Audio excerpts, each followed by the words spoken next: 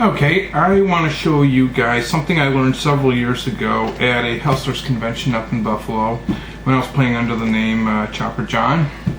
That doesn't mean I used an axe on anybody or I drove a motorcycle.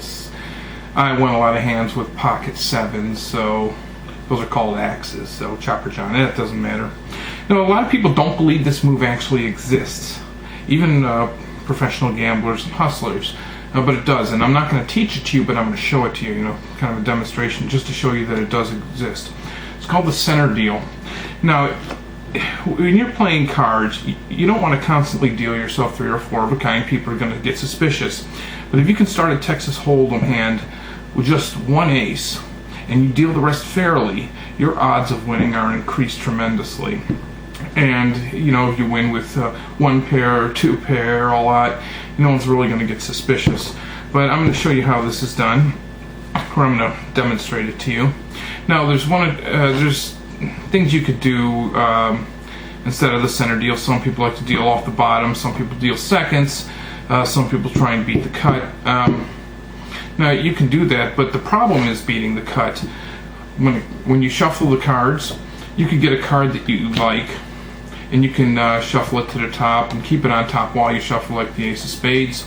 Problem is, you have to offer the deck to be cut by another player, not yourself. Now, there are ways of, I guess you could say, beating the cut, but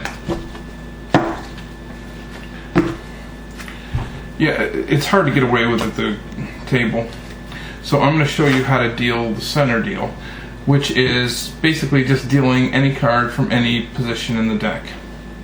And I'm going to change the angle of this camera so you can get a little bit.